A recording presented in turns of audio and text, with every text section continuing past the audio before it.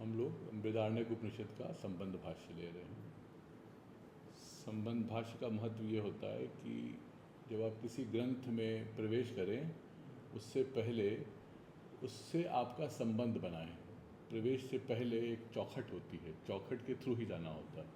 तो वो चौखट का काम होता है कि वो दोनों चीज़ों को, दोनों से उसका एक्सपोजर है, दोनों से उसके वो है, हाँ, पूर्व और पर अपर, हाँ, तो दोनों चीज़ें जो हैं वो, हाँ, उसको जोड़ेगा। तो जो जोड़ में समझना है, जो जोड़ रहा है इस तरफ क्या है, उस तरफ क्या है। तो ये यहाँ पे ये मान के चल रहे हैं, इसे बहुत विस्तार से लेंगे भी, कि जो यहाँ पे आ रहा है वो ऑलरेडी धर्मनिष्ठ है। धर्मनिष्ठ वो है जिसने अपने जीवन के सारे जो दायित्व हैं, वैदिक कर्म हैं, और जो अपना जीवन उसने विधि, शास्त्र की विधि के अनुसार जीवन जिया है, उससे उसका मन परिपक्व हो गया है और अब वो और गहरा जाना चाहता है। वो सिंपली धर्म पे नहीं, वो जानता है कि जो धर्म से भी जो मुझे मिलता है वो नित्य नहीं है।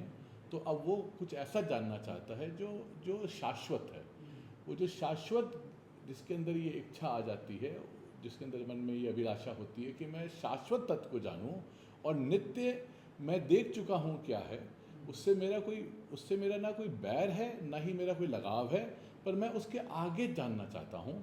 तो वो प्रवेश करता है वेदांत में। तो क्योंकि वो ऑलरेडी वो जहाँ से वो आया है, तो वो अपने साथ एक बैगेज लेके आता है, जिसको हम लोग कहते हैं कि अपने साथ एक बोझा लेके आ रहा है। वो बोझा क्या है? जिस तरीके से वो सोचता है चीज़ें होती हैं, उसके मन में ये बैठा हुआ है कि साध्य साधन से ही चीज़ें होती हैं। ज्ञात का बोझ, जो ज्ञान उसने, हाँ, जो ऑलरेडी ज्ञान है, जो उसने कर्म किए हैं वो किसी ज्ञान के आधार पर। देखिए आज ज्ञात का बोझ उससे मतलब वो लेके चल रहा है। हाँ, वो लेके चल रहा है और उसकी एक समझ है कि ये इस तरीके से ही चीज़ें होती हैं। ये उसके मन में बिल्कुल नेचुरल, नैसर्गिक है कि साध्य साधन ही होता है। क्योंकि सृष्टि में, कल मैं को बता रहा था, बना ही ऐसा है, सृष्टि पूरी बनी है साध्य साधन के लिए। हम कुछ करते हैं तो कुछ होता है। सिंपल सी बात है, कोई आदमी अगर नौकरी करता है तो उसको तनख्वाह मिलती है, तो वहीं से स्टार्ट हो जाता है। लड़का मेहनत करता है, एग्ज़ाम देता है, तो रिजल्ट अच्छे आते हैं। सारा ये ओरिएंटेशन पैदा होते ही हमको साध्य साधन का दिखाई दिया है। और यहाँ पे साध्य साधन का जो सोच है ये उसको त्यागनी है। तो हम चाहते हैं कि जब वो इस चौखट में जाए तो इस बैग को हटा दे। ये बैग हटाने के लिए, ये बैगेज हटाने के लिए, ये बोझा हटाने के लिए, क्योंकि यहाँ पे एक नया आयाम आएगा, एक नए तरीके से हम लोगों को भी अभी कुछ समझना है, कुछ जानना है, कुछ इन अ वे कोट एंड कोट पाना है। पर जो अब हमको पाना है वो साध्य साधन से नहीं होगा, वो ज्ञान से होगा। तो कर्म से ज्ञान के बीच में जो आदि शंकराचार्य इसका संबंध बनाते हैं, ये चीज सिंपली जो वैदिक समय के लिए लागू नहीं है, अभी हमारे मन में भी साध्य साधन है। आपके हमारे जो मन में जो हमारा जो सोच है वो साध्य साधन के अनुसार ही चलती है। वो बिल्कुल बैठा हुआ है, क्योंकि जन्मांतर से, अभी नहीं, कब तक कितने जन्मों से हम लोगों ने वैसे ही चीजें पाई, उसका अभ्यास किया हुआ है। तो भाष्यकार प्राप्त करना है तो कोई साध्य साधन आवश्यक है। साधन, हाँ, बिना साधन के हम साध्य प्राप्त नहीं कर सकते हैं। और ये हर सुबह से लेकर शाम तक, सुबह उठा के जो चाय बनानी है, चाय अपने आप तो मिलनी नहीं है, आपको जाना है किचन में, करना है, स्टार्ट करना है पूरा प्रोसेस। तो वो इतना नैसर्गिक हो गया है कि कोई आदमी कहे कि नहीं, क्योंकि कहेगा कि अगर साध्य साधन तो फिर क्या। तो हम कहते हैं कि ये वस्तु ऑलरेडी प्राप्त है। तो वो प्रश्न पूछेगा प्राप्त है तो फिर मुझे क्यों नहीं पता। तो ये एक बड़ा विचित्र सिचुएशन है, जिसको हम लोग कहते हैं कि ये प्राप्त होने के बाद भी ये एज दो प्राप्त नहीं है। मतलब यहाँ ये बात हुई कि हमें जब कोई साध्य प्राप्त करना हो तो साधन की आवश्यकता है। हाँ, यहाँ जो साध्य है वो ऑलरेडी प्राप्त ही है, साध्य प्राप्ति। प्रयास। हाँ, तो यहाँ पे अब विद इन, तो कहते हैं कोट, मतलब कि यहाँ पर भी प्रयास होगा, पर उस तरीके का नहीं प्रयास होगा। अच्छा, हाँ, यहाँ पर भी प्रयास होगा, लेकिन वो उससे भिन्न होगा। उससे भिन्न होगा। यहाँ सहायक इंद्रियां हैं, इसमें इंद्रियां सहायक नहीं होंगी। हाँ, ये एक बात है, पर ज़्यादा जरूरी यहाँ पे ये नहीं ले रहे हैं। अच्छा। यहाँ पे जो हम जब करने के लिए जो कर्म करते हैं, कर्म के थ्रू हमको जो मिलता है, यहाँ पे कर्म नहीं है, यहाँ पे ज्ञान प्रधान है। ज्ञान में हमको फिर समझना है कि जो आपने, क्योंकि उस दिन जो बात बोली, यहाँ पे दो प्रकार के ज्ञान दिए जाते हैं, दो। सूक्ष्म बात है। हाँ हाँ हाँ हाँ सूक्ष्म है, थोड़ा सा इसको हाँ, हाँ। मुझे आज कल मुझे लगा कि मैं थोड़ा, जी, जी। हाँ, जो एक शंकराचार्य का है कि आत्मा प्रसिद्ध भी है, अप्रसिद्ध भी है, दोनों चीज़ें। हम आत्मा जानते भी हैं और नहीं भी जानते हैं। हाँ, अब जो जो पाठ हम जानते हैं वो उसको उजागर नहीं करना कि हम हैं, पर हम क्या हैं हम नहीं जानते। हम जब ये जानते हैं कि हम हैं, हम ये समझते हैं कि हम सो एंड सो हैं, वहाँ रुकते नहीं कि हम हैं। इसको बहुत विस्तार से कई बार बारंबार होगा। हम सोचते हैं कि हम ये हैं। अब शास्त्र कह रहा है कि आप जो अपने को माने हुए हो कि आप ये हो, ये उसको हटाना है, भूल हटानी है, कुछ नया नहीं करना है। भूल हटाने के लिए कुछ कर्म नहीं करना है। जो हम लोगों का सबसे स्टॉक क्लासिकल एग्जाम्पल है, उससे अगर आप 2 मिनट ध्यान देंगे तो आपको समझ आ जाएगा। अगर भूल इन द सेंस कि हम अपने अनुभव का असली स्वरूप नहीं पहचान पा रहे हैं, तो वहाँ पे कोई कर्म का रोल नहीं है। मैं ये कह रहा हूँ, इसको आप, इस एग्जाम्पल को अगर आप थोड़ा भी मनन करेंगे आप क्लियर हो जाएगा। अगर शाम को रस्सी है, हाँ, और हमने उसको अगर सर्प समझा है, तो वहाँ पे क्या कर्म करना होगा? अब विचार करिए, कुछ नहीं। सिर्फ एक चीज़ की कमी है, वो है रोशनी की। यही उपनिषद की रोशनी में जो हमारा आत्म अनुभव है, जिसको हमने कुछ और समझा है, उस रोशनी के बल पर उसका अस्तित्व समझ आ जाएगा। अब मान लीजिए वाकई ही सांप है, तो क्या करेंगे? ये मैं इस पे आना चाहता था। हाँ, यहाँ पे आप ये नहीं सोचते कि तुम सोच लो ये रस्सी है, नहीं होगा, क्योंकि वहां वाकई सांप है। वहां लाठी लाके कर्म करना पड़ेगा। दोनों सिचुएशंस में अलग, दोनों की सिचुएशनली अलग चीज है। पहले कंफर्मेशन, हाँ, कि रस्सी है कि सांप है।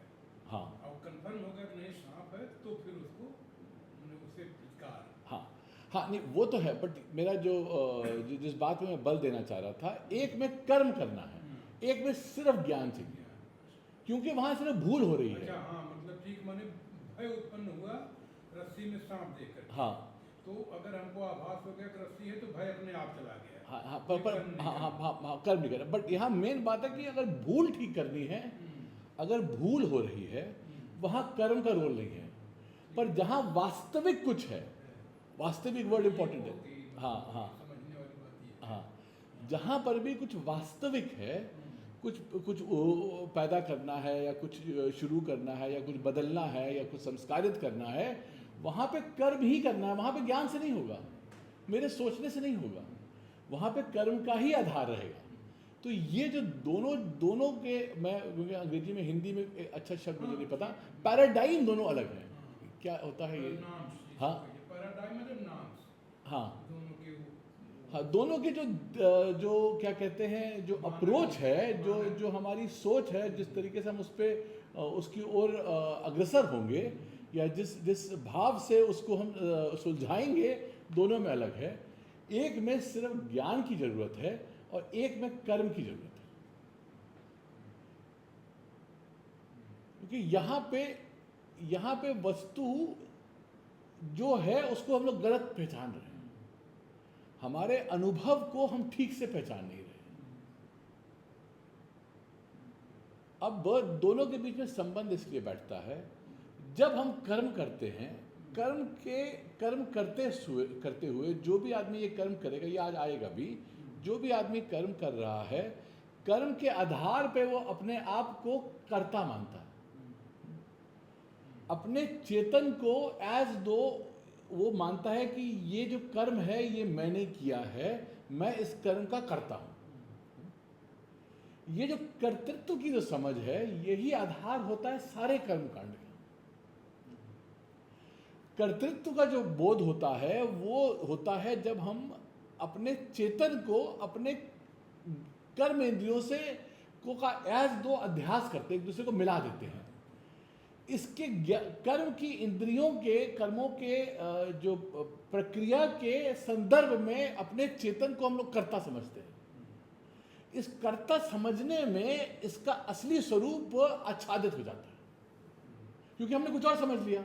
हमने रस्सी को सर्प समझ लिया तो रस्सी का स्वरूप आच्छादित हो गया। फिजिकल कोई कवर नहीं है, फिजिकल कोई कवर नहीं है। इसलिए कर्तृत्व का जो समझ है हमारी, ये एज दो प्रतिबंध है, एक किस्म का विविधान है, रोड़ा है उसके असली स्वरूप जानने में। तो अब ये हमारा मन बिना कर्तृत्व भाव के कोई कर्म नहीं होता, वैदिक या लौकिक। मैं आज बात अभी मैं लाना चाह रहा था, अध्यास भाष्य में आता है सारे वैदिक कर्म, सारे लौकिक कर्म भूल पे ही होते हैं। या ये अपने में बड़ी वैसी बात बोली आचार्य ने, हम कितने धार्मिक कर्म हो रहे हैं इस भूल से हो रहे हैं कि मैं ये शरीर हूं और मुझे ये करना है, और मैं ये करूंगा तो मुझे ये मिलेगा, मैं इसका भोग होगा। ये बेसिक भूल है, ये बेसिक भूल है। बट जब आदमी धर्म करने जाता है उसको नहीं बोलते ये भूल है, उसको कहते हैं हाँ ये है, उसका हम प्रमाद हटाना चाहते हैं, कहते करो, करनीय है, तुम्हारा ये कर्तव्य है, करनीय है। यहाँ पे उसको बल से बोलते हैं, यहाँ पे भूल मत। पर जो व्यक्ति कर चुका है, और ये हम नहीं जान सकते कितने जन्मों से हमने किया है, किन जन्मों के पुण्य के वजह से हमारे अंदर ये इच्छा आई कि हम जाने कि हमारा स्वरूप क्या है। ये क्वेश्चन फॉर्मुलेट नहीं होगा, पर आपको लगेगा कुछ ना कुछ है मेरे मन में जो मैं जानना चाहता हूँ।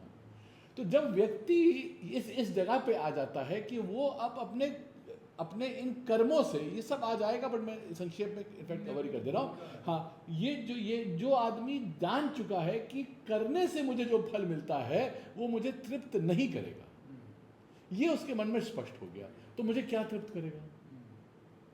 तब वो वेदांत में, अगर उसके जीवन में पुण्य है तो, अगर पुण्य नहीं है तो लेफ्टिस्ट बन जाएगा, कहेगा कुछ रखा ही नहीं है जीवन में, निहिलिस्ट बन जाएगा, हाँ बौद्ध बन जाएगा, हाँ बुद्ध नहीं बनेगा पर हाँ बहुत बन जाएगा, हाँ। और वो क्या कहते हैं, लेफ्टिस्ट बन जाएगा, वामपंथी बन जाएगा, जेएनयू ज्वाइन कर लेगा, झोला ले लेगा, हाँ और कहेगा कि कुछ नहीं, हाँ कुछ नहीं है, कुछ रखा ही नहीं है जीवन में, कम्युनिस्ट बन जाएगा वो, क्योंकि उसके जीवन में पुण्य नहीं है। पुण्य क्या करता है, श्रद्धा पैदा करता है कि अगर ये सृष्टि जब वो देखेगा, ये जब देखेगा कि ईश्वर की रचित सृष्टि में इतना विज्ञान है, इतना सौंदर्य है, इतनी इंटेलिजेंस है, तो अगर मुझे इससे सुख नहीं मिल रहा तो कुछ और होगा, मुझे नहीं पता क्या होगा, मुझे नहीं पता क्या होगा। तो वो ईश्वर से जाके बोलता है मुझे जानना है कुछ और।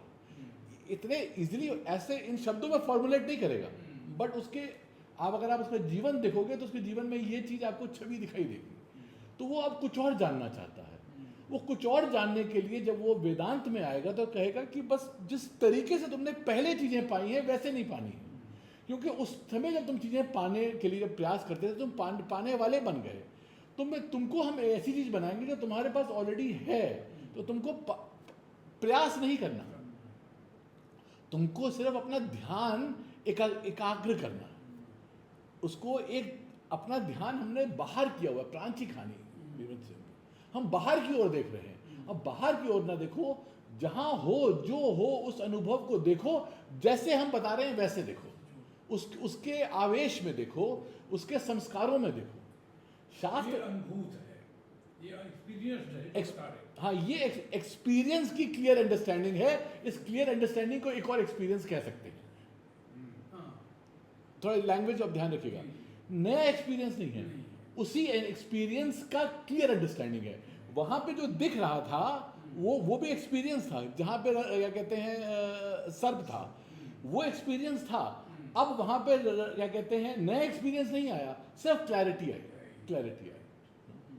पर ये यहाँ सिंपल है, वहां पे बड़ा प्रयास है। ये प्रयास करने के लिए हमारे शास्त्र है, वेदांत शास्त्र, क्योंकि वो जानते हैं प्रयास है, इसलिए वहाँ पे पूरा एक उसकी विधि है। उसको हम लोग श्रवण मनन निधिध्यासन कहते हैं। थोड़ा मैं यहाँ पे, क्योंकि ये बात है, ये इसलिए बहुत जरूरी बताना, श्रवण मनन निधिध्यासन से ही वस्तु की सिद्धि होगी। पर श्रवण मनन निधिध्यासन करने के बाद या श्रवण मनन करने के बाद व्यक्ति देखता है कि जो बात बोली जा रही है मुझे नहीं समझ आ रही, जो बोलने वाले ने अपनी बात स्पष्ट रखी, नहीं समझ आ रही, तो वो अगर विचार करेगा तो वो देखेगा कि कहीं ना कहीं तो कमी है, तो अब वो साधन लेगा। बहुत ध्यान दीजिएगा इस बात को, साधन लेगा वो, पर साधन से उसका साध्य ये नहीं होगा कि वस्तु की सिद्धि होगी। वो अब साधन लेगा जिससे उसके अंतःकरण शुद्ध हो, कि जो बोला जा रहा है मुझे समझ आ जाए। तो ये जैसे ही आप ये सुनेंगे तो आपके अंदर विरक्ति आएगी कि ये सब छोड़ दें, संध्या बंधन छोड़ दें, ये नहीं। हाँ, सारे कर्म चलते रहेंगे, पर अब ये पता चलेगा इन कर्मों से, इस जो मैं जाता था मंदिर, जो मैं ईश्वर से प्रार्थना करता था, अब मेरी प्रार्थना, मेरा मंदिर का जाना का मुख्य उद्देश्य रहेगा कि मैं आपको जानना चाहता हूँ, और उसके लिए मुझे अंतःकरण दो, इसको लिए मुझे मेधा दो। इसलिए हम लोग मेधा सुक्तम करते हैं। मुझे वो मेधा शक्ति पांडित्य नहीं है, मेधा शक्ति एक विशेष शक्ति है, बुद्धि में एक क्षमता है जो इस अनुभव को पहचान लेती है। उसके लिए उस बुद्धि में वो, अब मैं एक टर्म यूज करूंगा अंग्रेजी, कॉन्फॉर्मेशनल चेंज आना है। वो बुद्धि की एक गुणवत्ता आनी है, वहां पे आनी है, संस्कारित होनी है, वहां कर्म इंपॉर्टेंट है। तो साधनाएं चलती रहेंगी, पर अब साधनाएं जो चलेंगी, हमको मालूम है साधनाओं से नहीं होगा। साधनाओं से एक शुद्ध मन मिलेगा, उस मन में क्षमता होगी, जब वो श्रवण करेगा तो जो वस्तु का प्रतिपादन कर रहा है उस वस्तु को पहचान लेगा। ये क्लियर है पूरे? मेधा जो है मतलब जो विवेचन आदि की शक्ति, जो शक्ति उससे परे है। हाँ, ये जो मेधा है ये विवेचन वाली शक्ति नहीं है, ये IIT वाली शक्ति नहीं है, ये एक अलग क्वालिटी है माइंड की, जिसमें सत्व भी है और विवेक भी है, और जो अनुभव को ज्यों का त्यों देख सकती है। ऋतंभरा प्रज्ञा की तरह। हाँ, ये प्रज्ञा विशेष प्रज्ञा है। हाँ। और इस प्रज्ञा के लिए जो मन चाहिए वो आपको निर्मित करना पड़ेगा, उसके लिए सारे कर्म है। तो लगातार ये कर्म चलेंगे, लगातार पूजा चलेगी, बट अब पूजा से कुछ भौतिक नहीं चाहिए, वो उसका देख लिया विवेक, क्योंकि वो देख लिया, विवेक देख लिया, वो विवेक देख के वहां वैराग हो गया, पर उसको छोड़ा नहीं, उसको करते रहे। फिर यहाँ पे समय दिया तो मन तैयार हो गया। जब मन तैयार हो गया और जब हमने वस्तु को का श्रवण भी कर लिया, मनन भी कर लिया, तो फिर हम नित्य कर्म भी छोड़ सकते, आएगा थोड़ा यहाँ पे, तब छोड़ सकते संन्यास के उसमें। और संन्यास को आज के परिवेश में समझना पड़ेगा, ये नहीं कि सिंपली वो वस्तुओं को वो नहीं है। आज के परिवेश में ना कि हमको फिर सब कुछ छोड़ के इसी पे फोकस करना, और कोई बात नहीं, हमारा और कोई कमिटमेंट ना रहे, क्योंकि ये सब्जेक्ट देखिए जो बाह्य वस्तु के त्याग की आवश्यकता उसमें नहीं है। हाँ, बाह्य वस्तु त्याग नहीं है, पर एकाग्र होने के लिए हमको बाह्य चीज़ों से थोड़ा हट के देना पड़ेगा। हाँ, वातावरण देखिए, ये एक इवन जो भौतिक विज्ञान वाले हैं वो जानते हैं, क्या कहते हैं कि हमको दुनिया से हटना पड़ता है जब भी हमको क्या कहते हैं कोई गंभीर चिंतन करना हो। यहीं थोड़ा आगे छतनाग में HRI है, हरिश्चंद्र रिसर्च इंस्टीट्यूट है, वो सबसे अलग है। वहाँ पे पूरे हिंदुस्तान के बुद्धिजीव आते हैं। अशोक सेन है ना, अशोक सेन आते हैं और बड़े बड़े बुद्धिजीव आए हैं, टॉप फिजिसिस्ट है। इसका इनको मैं बता रहा था कि Tata institute of fundamental research के इक्विवेलेंट है, बहुत ही अच्छा इंस्टीट्यूट। पर बताना चाह रहा हूँ कि ये शहर के बाहर है, अंतर जाइए वातावरण अलग दिया है। उनको भौतिक विज्ञान, थ्योरेटिकल फिजिक्स और एटॉमिक फिजिक्स में विचार करना है, तो उसके लिए उनको सबसे हटना पड़ रहा है। वैसे ही हमको जब इसके लिए हटना पड़ेगा, इसमें कोई कर्मों से भागना नहीं है। एक जो बन जाता है, क्या कहते हैं कि यहाँ पे हम जैसे सब चीज़ों को छोड़ेंगे नहीं, उनका हमको महत्व खत्म हो गया, अपना दायित्व पूरा कर लिया हम लोगों ने। अब हम इस पे अपना जो है फोकस, अपना अटेंशन दे देंगे। हमारा परिवार हो गया, सब कुछ हो गया, हमने जो अपने कर्म कर लिए, अब हमें फोकस करना है इस चीज़ के ऊपर, तो हम चीज़ों से थोड़ा हट जाएंगे। तो वो क्या होगा, जब हमने अपना जीवन ठीक से जिया, श्रवण करते रहे, तो इस मोड़ पे आ गए कि अब श्रवण कर लिया, मनन कर लिया, अब वस्तु को सिद्ध करने के लिए हमको पूरा ध्यान उसमें देना है, सिर्फ निधिध्यासन करना है। तो हमें सिर्फ बहुत करते हैं तो सिर्फ ओम की उपासना करनी है, इसलिए ओम जो प्रणव उपासना वही रह जाती है, वो उपासना करनी है। और जो शास्त्र ने जो बोला है उन शब्दों पे पांडित्य नहीं है, उन शब्दों पे बार बार मनन करना है। तो ये एक फेज और आता है और तब वस्तु की सिद्धि हो जाती है। शब्द चिंतन, ब्रह्म चिंतन। ब्रह्म चिंतन, हाँ, तो मतलब इसमें शब्द और जो चिंतन है वो मेनली वाक्य का चिंतन है, शब्द से ज़्यादा वाक्य का चिंतन है, और वाक्य में जो अर्थ है उसका चिंतन है, अर्थ का चिंतन है।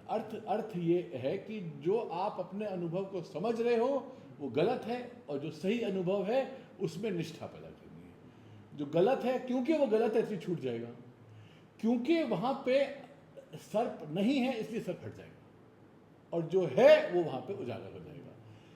जो बल आएगा वस्तु के अस्तित्व की वजह से आएगा, आपके विवेक की वजह से नहीं आएगा। अच्छा, ये बात वस्तु के जो वस्तुगत उसका स्वरूप है वो है आपको ऐसा नहीं ज्ञान से प्रकट करना। नहीं, आप अपनी वैसा था ही। बौद्धिक शक्ति से उसको आप सर्प रज्जु नहीं बना पाएंगे। आप अपनी भूल हटा रहे हैं बस। हाँ, कोई कर्म भी नहीं है, बौद्धिक शक्ति भी नहीं है, सिर्फ भूल हटनी है, सिर्फ भूल हटनी है। और भूल हटाने में आदमी ये सोचता है कि मैं मूर्ख रहा हूँ, ये नहीं सोचता कि मुझे प्रज्ञा आई है। अपनी मूर्खता को छोड़ने में कोई बहुत कोई उपलब्धि नहीं है। ये ज्ञान में कोई उपलब्धि नहीं है, और सब कुछ उपलब्ध हो जाता है, क्योंकि कोई उपलब्धि करने वाला नहीं है, और सब कुछ उपलब्ध हो जाता है क्योंकि हर जगह जो ज्ञान में जो वस्तु समझ आती है वो हर जगह व्याप्त है। तो हर चीज उपलब्ध हो जाती है, पर कोई उपलब्धि नहीं होती। ये विशेष है ये सब। तो इस विशेष ज्ञान के लिए हमको अलग तरीके से सोचना है। उस सोचने का जो इंट्रोडक्शन है वो संबंध भाष्य में हो रहा है। तो एक बार कल जो हल्का सा लिया है वो एक बार रिवाइज कर लेंगे।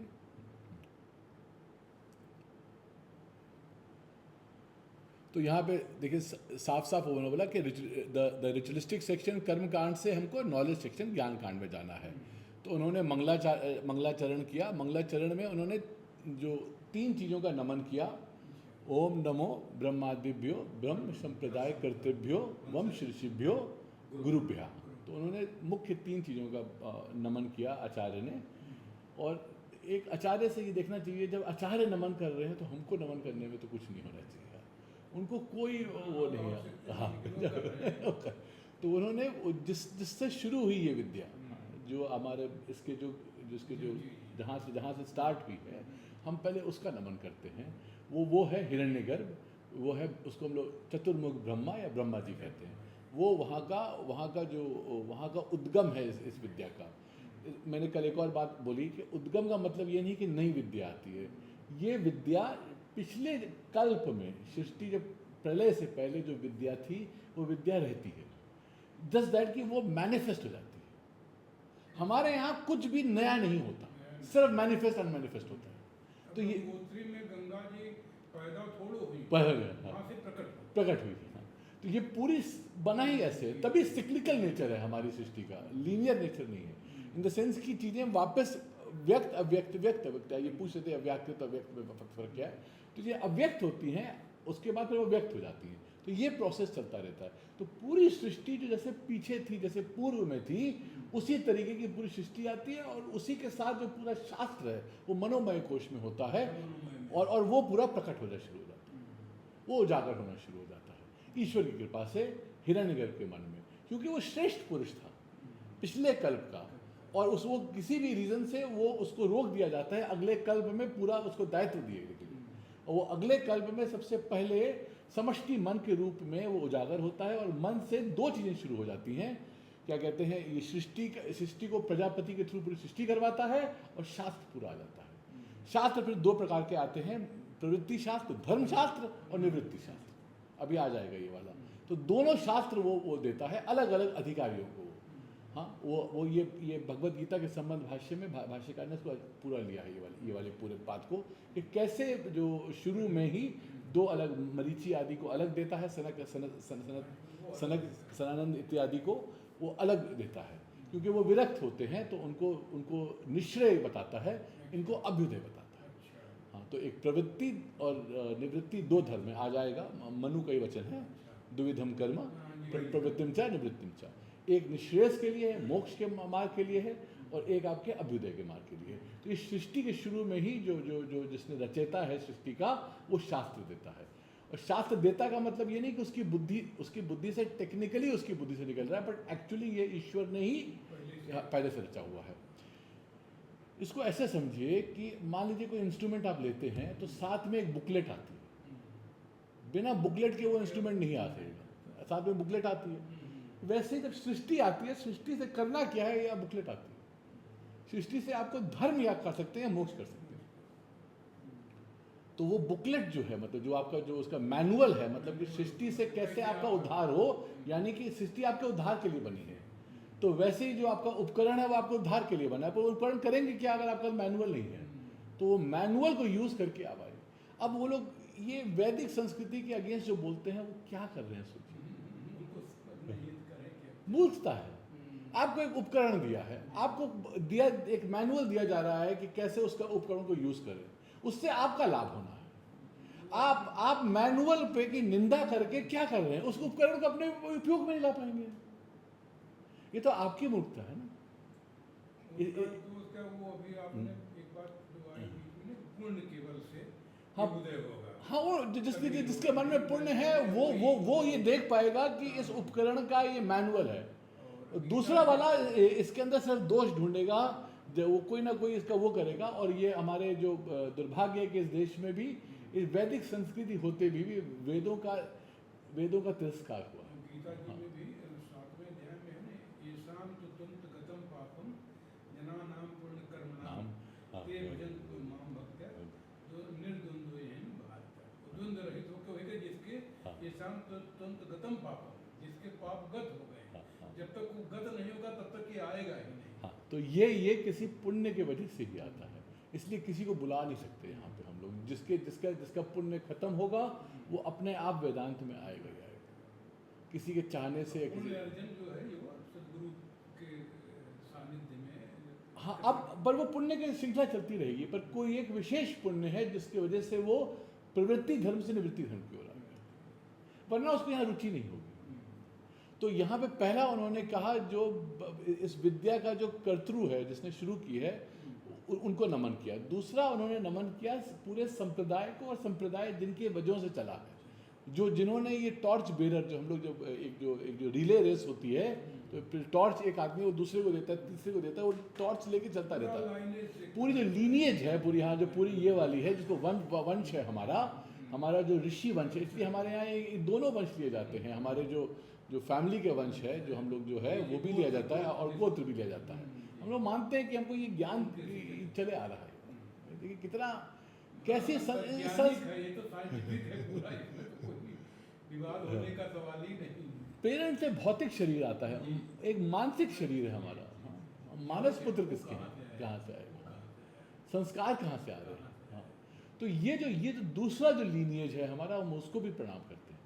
और तीसरा इस लीनिएज का शुरुआत वो है, जो लास्ट है, जो हमारा गुरु है, उसको प्रणाम करते हैं, क्योंकि उसके मुख से ही हमको विद्या मिलेगी। हम डायरेक्टली अप्रोच नहीं कर सकते इसको। कल हमारे मित्र एक बोले कि ये जो आप बोलते हो हमको पुस्तक पढ़ना पसंद आता है। हमको पुस्तक है ही नहीं, है गुरुमुख विद्या है। पर उनको ये बात नहीं समझ आएगी, वो थोड़े बांग पंक्ति नहीं समझ आएगी उनको। तो ये क्या है कि ये जो विद्या है, ये गुरुमुख से गुरु का आचार्यवान पुरुषो वेदा। बिना गुरु के ये चीज आप किताब पढ़ते रहिए। हाँ, ऐसा नहीं कि फायदा नहीं होगा या लाभ नहीं होगा, पर जो मुख्य बात है वो आपके नज़र से, क्योंकि सब एक जैसा है किताब। पुस्तक तो जड़ वस्तु है, जड़ वस्तु, चेतन तो है नहीं। तो उसमें भाव तो चेतन का होगा, जड़ का कैसे हो जाएगा। तो ये उन्होंने मंगलाचरण किया था, और उसके बाद उन्होंने कहा कि ये जो है, ये जो विद्या है, ये जो उपनिषद शब्द है उस पर विचार हुआ था कि इसकी जो व्युत्पत्ति है वो भी बताती है कि ये ब्रह्म विद्या का ही सूचक है। पुस्तक के ज्ञान में एक बात सारी में, हाँ, रामकृष्ण परमहंस जी ने एक बात कही, कि दर्पण के नदी में से प्यास नहीं बुझाई जा सकती। दर्पण नदी, उससे प्यास नहीं बुझेगी। एक्चुअल ऐसा था। ये बात सच्ची ज्ञान के संदर्भ में कही है। नहीं, ये बात गहरी है बहुत, क्योंकि वहाँ वो उससे क्या कहते हैं, जो वास्तविक विद्या है वो जीवन थी रहती। तो उपनिषद शब्द इत्सेल्फ की उन्होंने व्युत्पत्ति ली, जिसमें उपनीप पूर्वस्य और सदे धातु और फिर क्विप प्रत्यय। तो उप यानी कि समीप जाना, नी मतलब इस ज्ञान को निश्चित करना, और सद धातु में उन्होंने 3 अर्थ लिए थे। एक गति के अर्थ में, ये जो ज्ञान है ये आपकी गति करवाएगा, इस गति के दौरान वो आपको शिथिल करवा देगा, क्या कहते हैं, आपके जो जितने आपके राग द्वेष अज्ञान को शिथिल करवाएगा और फिर अवसादन उसको नष्ट करवा देगा। तो इसके गति के अर्थ में है और विषण के अर्थ में है और अवसादन के अर्थ में है। हाँ, उस धातु के तीनों अर्थ इन्होंने दिखाए कि कैसे वो आपकी गति करवाएगा। इस गति करते हुए आपका जो मोह है, जो आपके जो अटैचमेंट्स हैं, वो अपने आप शिथिल कमज़ोर होते जाएंगे। और जब वो शिथिल हो जाएंगे तो वो, अब जैसे कोई चीज़ आप पहले आपको मान लीजिए हथौड़ा मारना होता है तो पहले उसको वीक कर देते हैं, उसको छील देते हैं। फिर जब प्रमाण आता है तो प्रमाण वो पूर्ण रूप से अविद्या को नष्ट कर देता है। इसलिए काल में भी चीज़ें होती हैं और कालातीत भी होता है। जो फाइनल होता है वो उसमें काल नहीं होता, पर ये जो ग्रोथ है जिसमें साधन की ज़रूरत है और जिसमें धीरे धीरे जो प्रोसेस चलता है वो काल से ही होता है। तो हम लोग दोनों प्रोसेस को देखते हैं, जो टाइमलेस प्रोसेस को भी और विद इन टेम्पोरल प्रोसेस को भी। तो हम लोग उपनिषद शब्द की व्युत्पत्ति ली इन्होंने, और फिर उन्होंने कहा कि कर्म कांड से इसका क्या संबंध है। तो कर्म कांड जो है वो पूरा उपाय पे है, और उन्होंने फिर इसमें कहा कि बड़ा ये, क्योंकि ये भी विचार का है, उन्होंने कहा कि हर व्यक्ति के स्वाभाविक ये है कि जो मुझे पसंद है या जो मैं चाहता हूँ या जो मेरे हितकारी है वो मुझे मिले, जो मुझे नापसंद है, जो मुझे दुख देता है वो उसको हटाए। हाँ, तो इष्ट की प्राप्ति, अनिष्ट का परिहार, ये स्वाभाविक है, ये स्वाभाविक है। पर अगर उसके मन में कोई दो चीज़ें उन्होंने बताई, कहाँ वेद प्रमाण बनता है। अगर उसके मन में कोई अदृष्ट वस्तु पाने की इच्छा है इच्छा है, तो वो वस्तु को पाने के लिए जो प्रमाण रहेगा वो वेदों से ही होगा, वो अपनी बुद्धि से नहीं समझ सकता। अदृष्ट फल का मतलब हो गया, अगर वो स्वर्ग आदि जाना चाहता है, वो चाहता है अच्छे लोक में जाए, उसके लिए कुछ जो पुण्य चाहिए होगा, पहले वो है, आगे एक ऐसी गति भी है जो मुझे वहाँ, ये अभी कर्म के आधार में है पूरा, उसके लिए भी शास्त्र प्रमाण है। और वो क्या करे जिससे कि वो अदृष्ट फल निकले, उसके लिए भी शास्त्र प्रमाण है। तो शास्त्र की प्रमाणिकता दोनों चीज़ों में है, अदृष्ट फल को पाने में भी, और कोई ऐसा साधन जो उसके सामान्य प्रत्यक्ष और अनुमान से समझ ना आए उसको, दोनों चीज़ों के लिए। इसलिए यज्ञ आदि जो उपाय दिया जाता है वो शास्त्र में दिया जाता है, शास्त्र दिया जाता है। और जो स्वर्ग आदि का जो अस्तित्व है वो भी शास्त्र बता रहा है। फिर उन्होंने बोला कि ये जो जीव है जब ये कर्म करता है तो वो ये मानता है कि मान जो उसको फल मिलेगा वो एक जो उस अवधि के बाद मिलेगा। तो वो ये कर्म तभी कर पाता है जब वो ये मानता है कि जो उसका जीवत्व है, इसको मैं थोड़ा विचार लूँगा, कल मैंने बहुत तेज़ी से ले लिया। उसका जीवत्व जो है, उसके अंदर जो उसको सेंस ऑफ मैं ये जो हूँ, ये स्थूल शरीर छोड़ने के बाद भी रहेगा। स्थूल शरीर छोड़ने के बाद भी उसका जीवत्व रहेगा, यानी कि वो जहाँ फिर पैदा होगा तो वो वही व्यक्ति रहेगा, बस अब उसकी नई उपाधि आ जाएगी। इसको समझने के लिए स्वप्न दृष्टांत बहुत महत्वपूर्ण, क्योंकि स्वप्न में आपकी उपाधि बदल जाती है। आप ही रहते हो, कहते मैं ही सपने में था, पर आप वो नहीं रहते, आप नई जगह पे होते हो, नई उस पे होते हो और नए लोक पे चले जाते हो। वैसे ही आपको उससे ही समझ आ जाएगा कि मैं नई उपाधि में भी रहूंगा। तो ये मैं कौन है, ये वो वाला प्रत्येक आत्मा नहीं है, ये जीव आत्मा है। इसको मैं इनको आज बता रहा था, मैंने ये सोचा था कि आज इसको समझाने के लिए करूँगा। ये अभी भी तीन हम लोग शरीर लेके चले, हमारा स्थूल शरीर, सूक्ष्म शरीर, कारण शरीर। अभी हम बता रहे हैं कि स्थूल शरीर से व्यतिरिक्त एक आत्मा है। यहाँ पे उसके गर्भ में उस आत्मा के साथ सूक्ष्म शरीर भी जुड़ा हुआ है और कारण शरीर भी जुड़ा हुआ है। ये जो है, ये जो जीवत्व है, ये दूसरी जगह जाएगा। ये कैसे जाएगा आज बहुत डिटेल में हम लोग लेंगे, बट मैं अच्छा है कि थोड़ा पहले इसको थोड़ा सा इसका वो क्लियर कर दो। वेदांत में जो हम लोग प्रत्येक आत्मा की बात करते हैं वो दूसरा है। वो वहाँ पे मेन चिंतन जो होता है कि मैं स्थूल शरीर भी नहीं हूँ, सूक्ष्म शरीर भी नहीं हूँ, मैं निरुपाधिक हूँ। वहाँ पे जीव है, यहाँ पे प्रत्येक आत्मा है, मैं इससे अलग हूँ। और जो उपनिषद का जो महावाक्य जब आता है, जो वो कहता है तत्त्वमसि या अहम ब्रह्मास्मि इत्यादि, वो उस प्रत्येक आत्मा का जो कारण शरीर जो है उसमें, कारण शरीर पे बहुत विचार है, मैं अभी उसको नहीं ले रहा हूँ, उसको कोई भौतिक वस्तु नहीं है, वो भाव रूप नहीं है, पर वो कारण शरीर है वहाँ पे, उसको जब नष्ट कर देते हैं, क्योंकि शरीर शरीर वो भी नष्ट हो जाता है, कारण शरीर भी नष्ट हो जाता है, वो जब नष्ट हो जाता है तो फिर कोई कारण नहीं रहता संसार का, वो नए जन्म लेने का, वो है आपका असली स्वरूप। पहला है जो आपने अपने तादात्म्य से बनाया हुआ है, पूरा भौतिक जो अपने को मान रहे कि मैं ये शरीर हूँ, मेरे पैर में दर्द है तो मेरे को दर्द हो रहा है, मैं लंगड़ा, मेरे पैर नहीं चल पा रहा हूँ तो मैं लंगड़ा हूँ, सुन नहीं पा रहा हूँ तो मैं बह रहा हूँ, तो ये अपने को भौतिक शरीर के संदर्भ में अपने आप को मैं देख रहा हूँ। विचार करता है कि भौतिक शरीर नहीं, मैं अपने सूक्ष्म शरीर के, ये जो भौतिक शरीर है ये छूट जाता है, तो वो ये देखता है कि नहीं, मेरा एक सूक्ष्म शरीर लेके मैं आगे जाता हूँ। स्वप्न में सूक्ष्म शरीर एज दो रहता है, हाँ, वो सूक्ष्म शरीर यानी अपने संस्कारों को लेके आगे जाता है, ये बहुत डिटेल में लूँगा इसको, ये आ जाएगा आज के दौर में। तो वो नए शरीर लेता है, कैसे लेता है, क्या लेता है, आज विस्तार से लेंगे। अब वो वेदांत में आता है, तो वेदांत में जो बोल रहे हैं देह व्यतिरिक्त आत्मा, वहाँ उसका मतलब दूसरा है, वहाँ पे साक्षी आत्मा, वो निरुपाधिक आत्मा, वहाँ पे इवन सूक्ष्म शरीर भी चला गया, पर अभी भी कुछ रह जाता है, वो कारण शरीर है, वो शास्त्र प्रमाण आके उसको हटा देता है। ये पूरा स्पेक्ट्रम है उसका, कारण शरीर का भी विलय हो जाता है, वो विलय शास्त्र प्रमाण से होता है।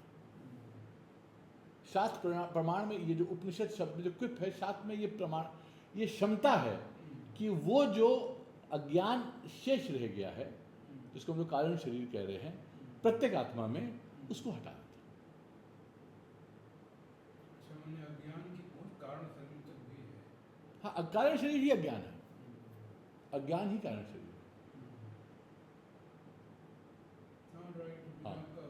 हाँ, पर इसमें अभी उसका विचार जब संदर्भ आएगा तो लेंगे, बट उसमें बहुत विचार है कि इसका स्वभाव क्या है,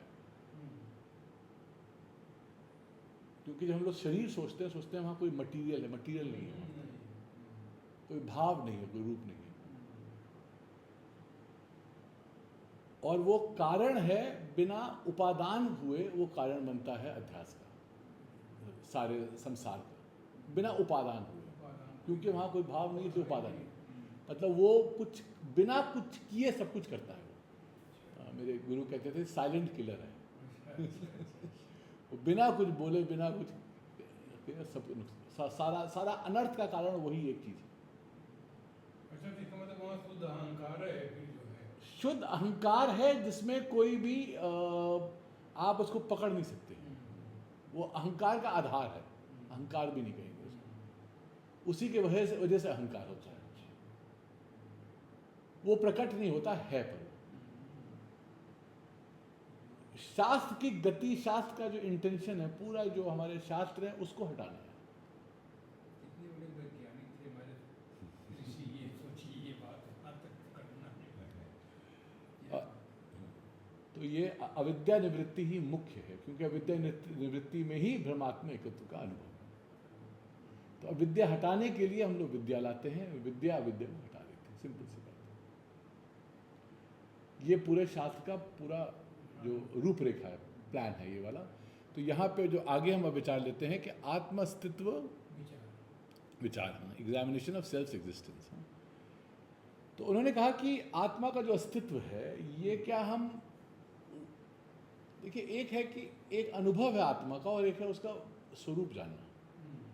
अनुभव में हम लोग भले कह देते हैं कि आत्मा है, बट स्वरूप तो नहीं जानते उसका।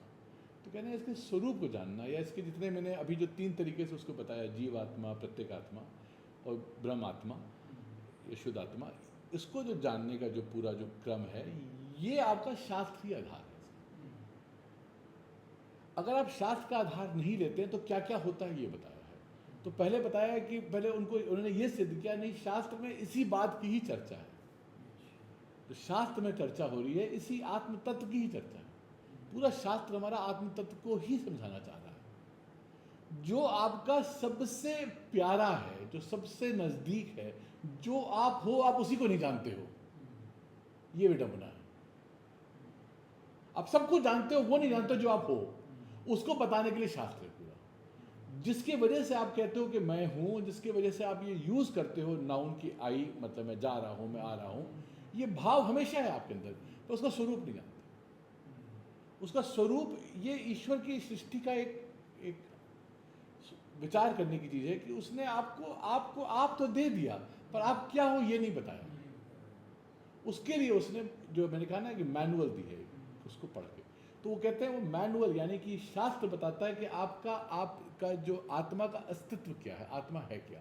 तो वो कई एग्जाम्पल्स देते हैं जहाँ पे ये चर्चा होती है, जहाँ पे शास्त्र ने खुद स्पष्ट किया हाँ ऐसा ही है कि आत्मा का अस्तित्व शास्त्र बता रहा है। फिर वो लेंगे कि क्या अनुमान से, क्या प्रत्यक्ष से जाना जा सकता है कि नहीं जाना सकता, और जो लोग कहते हैं जाना जा सकते हैं वो लोग क्या कह रहे हैं, और जो लोग नहीं मानते शास्त्र को वो लोग क्या करते हैं। तो ये विचार चलेगा, आत्म अस्तित्व पे विचार चलेगा। हाँ, ये जो पूरा विचार ये चलेगा। तो पहले उन्होंने बताया कि जो आत्मा का अस्तित्व यानी कि जो जीव आत्मा का अस्तित्व है, इस पे ये आया कि जो प्रश्न आता है नचिकेता का कि मृत्यु के बाद यमराज से नचिकेता पूछते हैं कि ये बताइए कि मृत्यु के बाद रहता है कि नहीं रहता। अभी मुझे ये अनुभव है, मृत्यु के बाद तो मुझे ये अनुभव होगा नहीं होगा मैं ये जानना चाहता हूं, बट इसको पूछने का तरीका ये है क्या मृत्यु के बाद मैं रहता हूं कि नहीं रहता हूं। ये यम प्रेते विचिकित्सा मनुष्य।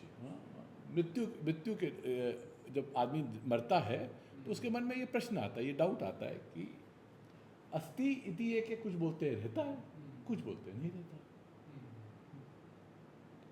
मतलब कि वो है या नहीं है। जैसे मैंने आपको बताया कल, मैंने उस वृद्ध आदमी से पूछा ये है कि नहीं है, बताओ है कि नहीं है, मतलब वो रहता है कि नहीं रहता है। मुझे शरीर दिख रहा है पर मैं श्योर नहीं था क्योंकि कंफ्यूजन हो रहा था, क्योंकि वो बैठा हुआ था, ये चल रहे थे तो मुझे लगा ये क्या है, ये समझ नहीं आया। तो है कि नहीं है, क्योंकि असल चीज़ तो वही है। उस पिता के पास उस बेटे का शरीर है पर बेटा तो नहीं है ना।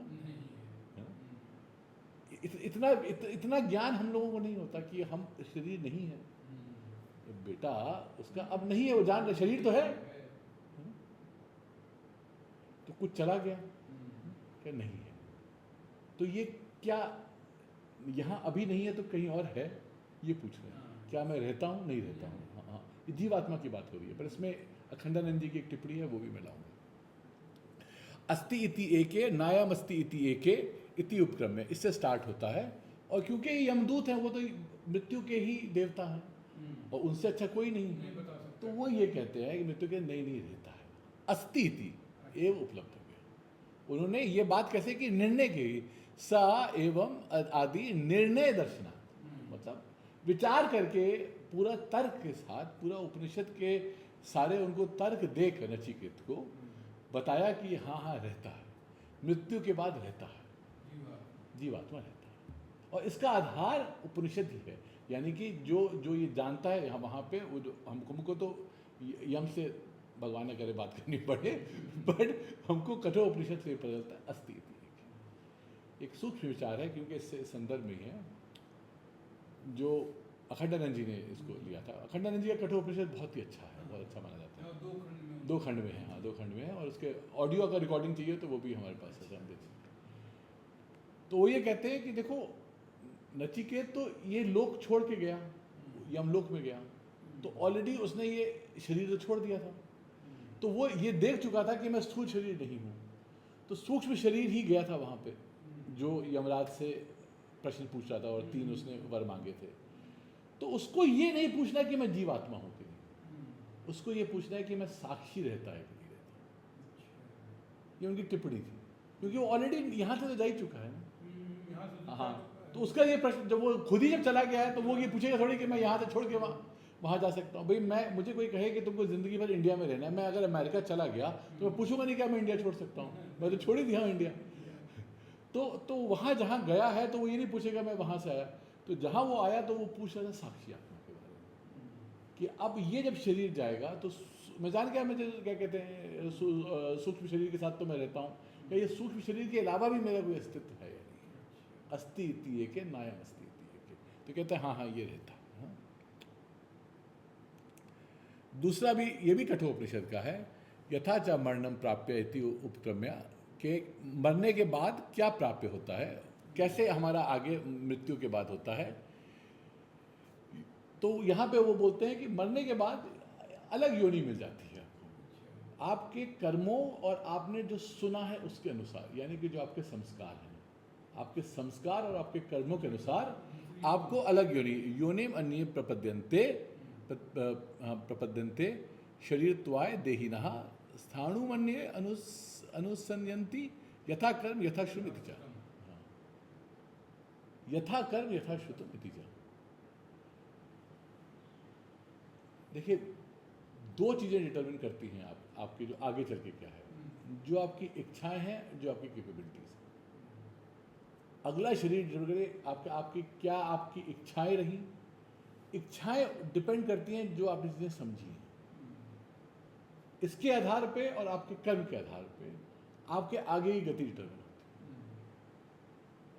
आप क्या चाहते थे, जो आपकी हार्टफेल्ट क्या डिजायर्स थी आपकी, फेम चाहते थे, पैसा चाहते थे, जो भी चाहते थे आप, वो, और आपने अगर ऐसे कर्म किए जिसके वजह से आपके अंदर वो पुण्य है, तो उसके अनुसार आपको based on your ability and your desires, तो जो डिजायर्स हैं आपके, वो आपके जो आपके डिजायर्स हैं वो आपके संस्कारों पर डिपेंड करते हैं। ये विचार की बात है। हम जो इच्छा करते हैं वो हम डिसाइड नहीं करते, संस्कार डिसाइड करते हैं। I don't will, I what I will, ये शोपेनहावर का शायद से, कि मैं जो चाहता हूं वो मैं नहीं चाहता हूं, मैं चाह नहीं पाता हूं।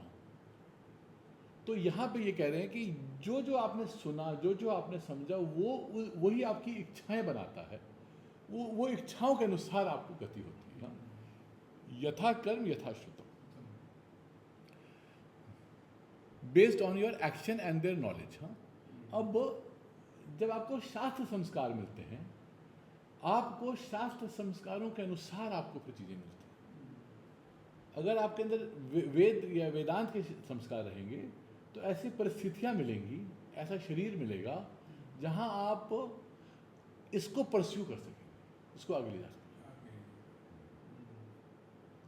आप ऐसे कुल में पैदा होंगे, ऐसी जगह में पैदा होंगे जहाँ से ये चीज़, यहाँ पे उसकी चर्चा होती हो, जहाँ पे उसका आदर हो, ऐसी जगह में पैदा हो, ऐसे देश में, स्पेशली जो भारत भूमि है। हाँ, यहाँ जो वर्ण अवस्था है उसका आधार यही था कि जो पिछले जन्म में जिसने जैसा किया है उसके अनुसार उसको वो एनवायरनमेंट मिले, क्योंकि वो एनवायरनमेंट वो चाहता है, और अपने कर्मों के अनुसार उसको मिले। इसमें कितना फेयर है ये। मुझे अगर एडमिशन करना होगा किसी का क्लास में, तो जितना वो जिस जो उसकी योग्यता होगी उस क्लास में एडमिट करूँगा। इसमें मैं क्या अनफेयर हो रहा हूँ, एक फेयर सृष्टि। और मुझे क्लासरूम तैयार करनी चाहिए उसी अनुसार कि अलग अलग बच्चे आएंगे। अब मेरा दायित्व तो ये नहीं है कि वो इस क्लास में क्यों आया, क्योंकि उसकी योग्यता वही थी, मैं उसको आगे ले जाऊँगा ना। ये संस्कृति करती है। नहीं, आगे चाहती है आप आगे चलें, पर आप उस पॉइंट पे, तो उस जगह पे हैं, ये तो एक्नॉलेज करना पड़ेगा ना। ये रियलिटी है, ये बड़ा सूक्ष्म विचार है, बड़ा अवस्था लेके। हाँ, हमारी संस्कृति भेदभाव नहीं करती है, पर भेदों को जो है वास्तविकता, हाँ, हमारी से जो भेदों का जो वास्तविकता है उसको नकार भी नहीं सकती। योग्यता को वो प्रोत्साहन देती है, और जो योग्य नहीं है उसको योग बनाने के लिए प्रोत्साहन देती है, उसको जो योग्य है उसको पुरस्कृत करती है। तो ये संस्कृति मेरिटोक्रेसी, ट्रू मेरिटोक्रेसी है यहाँ पे संस्कृति में। सबको पहुंचने का वहाँ अधिकार है, ज्ञान के लिए सबका अधिकार है। कहाँ से ज्ञान मुख्य है हमारा, मुक्ति का अधिकार सबको है। कर्म में अलग अलग चेंज किया है, इसमें क्या कहाँ पे दोष आता है? आके सब इसको हमारे इसी नाम पे हमारी संस्कृति चिंतन है ही नहीं, बिना सोचे बिना समझे कुछ जो बोल दिया। हाँ, तो यथा श्रुतम यथा कर्म, जो आपने किया है, जो आपने सुना है, उसके अनुसार आपको योनि मिलनी है। ये शास्त्र के वचन है, ये फैक्ट है, उसको आप चेंज नहीं कर सकते। बिल्कुल, ये तो मैंने समझना पड़ेगा ना कि भाई हम कहीं आए, किसी कुल में क्यों आए, आप रिजर्वेशन देके किसी को मेडिकल कॉलेज में डाल सकते हैं, इसको आप ऑल्टर नहीं कर सकते कि मृत्यु के बाद उसकी गति क्या रहेगी, नहीं ऑल्टर कर सकते आप। वहाँ क्या रिजर्वेशन देंगे? वो आपके हाथ में भगवान रखेगा नहीं हर चीज। जो आपके हाथ में दिया है उसको आप गोड़ सकते हो, जो आपके हाथ में नहीं है उसको आप नहीं गोड़ पाओगे। मृत्यु के बाद आपको रिजर्वेशन नहीं मिलेगी। नहीं मिलेगा वो। तो जो लोग नहीं अच्छा करते, जो जीवन में नहीं करते, तो उनको अधोगति में, कितनी अधोगति, जो जड़ बुद्धि के हैं, जड़ बुद्धि के हैं, उनका क्या होता है, वो स्थान वो पौधा बन जाते हैं, पेड़ पौधा बन जाते हैं। जब उनको कुछ कर्म ही नहीं करना था, उनको जीवन में कुछ पाना ही नहीं था, बस पड़े हुए थे, वेजिटेटिव थे। हाँ, वेजिटेटिव थे। जो एग्जाम्पल दिया था रामानंद जी ने, दारू पी के पड़े हुए हैं, कुछ मतलब ही नहीं, कोई परिश्रम नहीं। ये भी नहीं कि कोई भोग इच्छा के लिए कुछ परिश्रम करें, अपने भोग है पर चाहते हैं कि कोई आके दे दे। ऐसे लोग जो जो जो, जो बिल्कुल नकारे होते हैं, वो क्या बन जाते हैं, वो वृक्ष आदि बन जाते हैं। उसी लायक थे, वही बन गए, उस योनि में वो सही बैठते हैं। जैसी इच्छाएं होंगी आपकी वैसे होंगी। क्रोध होगा शेर बन जाएंगे, काम इच्छा होगी तो कुकुर बन जाएंगे, यही होगा। स्थाणु अन्य अनुसयंती। तो यहाँ पे दूसरा, अब दो उन्होंने जो बाकी जो दिए हैं, तो आपके बृहदारण्यक उपनिषद से हैं। तो वो शुरू होता है कि आप ज्योति हैं, आप स्वयं ज्योति हैं, आप खुद की ज्योति हैं। हाँ, तो आत्मा का अस्तित्व बता रहे हैं कि वो ज्योति है, यानी कि वो प्रकाशित नहीं होती, वो प्रकाश करती है। तो ज्योति पे थोड़ा विचार करिए। जैसे कि पुस्तक है, वो खुद प्रकाशित नहीं होती, उसको प्रकाश चाहिए होता है उसमें जो पढ़ने के लिए। जो टीवी है वो अपने से प्रकाशित होता है, ये स्वयं ज्योति। इनफैक्ट एक किंडल एक आता है ना, तो एक आता है जिसमें प्रकाश होता है, जिसमें प्रकाश नहीं होता। तो एक है जिसमें बाहर के प्रकाश की जरूरत पड़ती है। आत्मा को उजागर करने के लिए प्रकाश नहीं चाहिए, पर आत्मा के प्रकाश से मन बुद्धि उजागर होती है। तो ये स्वयं ज्योति है, इस ज्योति को कोई और ज्योति नहीं चाहिए। ये मतलब महात्मा बुद्ध से हाँ, आगे की बात है। स्वयं हाँ, हाँ, अब दीपो और नहीं, तो अब दीपो ओके। तभी हम बौद्ध धर्म की जो है, इनफैक्ट अभी आएगा वैज्ञानिक, हम लेंगे जो जो जो जो उनकी जो स्वयं दीपो भव जो है। मैंने एक बार मैंने मांडुक्य का मेरे गुरु के साथ पढ़ रहा था, तो उन्होंने आखिरी में कुछ मुझे बोला था, मुझे बोलने के लिए। तो मैंने कहा मैं आज एक चीज़ समझा हूँ कि ये जो, क्योंकि मैंने आपके साथ अराउंड 15 दिन साथ रहा, सुबह से शाम तक। मांडुक्य बड़ा गंभीर उपनिषद है। मैं ये समझ गया कि आत्मदीपोवत, be light to one self, एक सिर्फ एक जुमला है, सिर्फ एक स्टेटमेंट है, इसका कोई तात्पर्य नहीं। मैं खुद से क्या विचार कर सकता था जो आपने 15 दिन विचार किया। अनुभव से मैंने बोला, जो 15 दिन में आपने मेरे को विचार करवाया, क्या मैं खुद से आत्मदीपोभव क्या करेगा? जब बल्ब में, जब हेडलाइट में है ही नहीं क्षमता, तो क्या आगे दिखाएगा आपको? आपको दूसरा प्रकाश चाहिए। वो यहाँ पे उपनिषद प्रकाश की बात हो रही है, यहाँ आत्मा के अस्तित्व की बात हो रही है कि जो आत्मा का अस्तित्व है वो प्रकाशमान है, उसको और कोई प्रकाश, जैसे सूर्य प्रकाशमान, सूर्य को चमकने में कोई और रोशनी नहीं लेता। चंद्रमा है वो डिपेंडेंट है। जो बुद्धि में हमको, यहाँ दो शब्द आते हैं, जो बुद्धि में हमको चेतना फील होती है, वो हमारे आत्मा के चैतन्य की वजह से है। आत्मा का चेतन उसको प्रज्वलित करता है, तो वो एज दो वो चमकती है, लगता है कि मैं सोच रहा हूँ, ये बुद्धि जान रही है, ये है। पर जो इसकी जो रोशनी है, इसमें जो क्षमता आती है, वो आत्मा की वजह से आती है। ये विचार करना इसलिए जरूरी होता है कि हमको वहाँ से जो हमने जो ज्योति का अध्यारोप किया हुआ है, उसको बुद्धि में, मन को, वहाँ से वापस जहाँ उसके सोर्स है वहाँ लाना है। और उसको वो भले चमकता रहे। अब हमने सिर्फ मून देखा, अब हमने सोचा कि मून प्रज्वलित है। विज्ञान से हमने समझा कि इसका जो इसमें जो प्रज्वलित है, ये यहाँ इसका अपना नहीं है, भले वो सुंदर चमकता है। हाँ, उस पर कविता वगैरह लिखी हो अलग बात है, पर जहाँ विज्ञान की बात आएगी, वहाँ पे हमको समझना पड़ेगा कि उसका सोर्स क्या है, कहाँ से है। तो ये जो हमारे अंदर जो हमको लगता है ज्योति है, उस ज्योति को हम लोग जैसे अपने मन की ज्योति के साथ तादात्म्य करके देखते हैं। मन ही चंद्रमा का एक वो है, प्रतीक है। हमको अपने आत्मा यानी कि सूर्य पे ले जाना, यही पूरा आधार होता है हमारे गायत्री जो मंत्र है, कि हमको वो रोशनी पे ले जाए, हमारी बुद्धि आए कि देख सके कहाँ से ये रोशनी आ रही है। तो स्वयं ज्योति उपक्रम्या तम विद्या कर्मणि संवार भेते। इसका पूरा मैंने भी लिया है, 1 मिनट। तो ये भी बृहदारण्यका है। उन्होंने शुरू किया कि आप स्वयं ज्योति है और आप जो हो, ये आगे चल के उन्होंने इस पे ख़त्म किया कि जब आप जाते हो, जो जो जो कठोपनिषद में आया था, यथा श्रुतम यथा कर्म, उसको दूसरे तरीके से बता, तम विद्या कर्मणि संवार भेते पूर्ण प्रज्ञा चा। मैंने पूरा इसलिए लिख दिया उसको। तीनों चीज़ें जो हैं लेके आप जाते हैं मृत्यु के समय, आप 3 चीज़ें लेके जाते हो। आपके जो संस्कार हैं, जो आपका पूरा ज्ञान है, वो आप लेके जाते हो। उसके बाद अपने सारे कर्म आप लेके जाते हो, पूरा आपका जो वो है, क्या कहते हैं, जो आपका बही खाता है। और एक तो आप लेके जाओगे जो आपने जो संस्कार शास्त्र वगैरह के थे आपने जो लिए, और एक जो आपने ऑलरेडी जो चीज़ें सीखी हुई हैं भौतिक लेवल पे, वो भी आप लेके जाते हैं। जो यहाँ जो एक्वायर की हुई आपने, वो भी आप लेके जाते हैं। वो सब आपके साथ जाता है। वो उसके ज्ञान एक वृत्ति बन जाती है पतली। हाँ, वो पूरा एज ओ इन्वोल्यूट करते हैं, उसको एक अच्छा टर्म इन्वोल्यूट करता है। तो आपकी क्या कहते हैं, जो पूरी, अगर आप देखें जो मृत्यु जब होती है, ये वाली जो पूरा प्रोसेस होता है मृत्यु का, सबसे पहले आपका जो जाता है वो आपकी जाती है वाणी, कर्म इंद्रियाँ। तो कर्म जो है सारे वो आपके वृत्ति बन जाते हैं।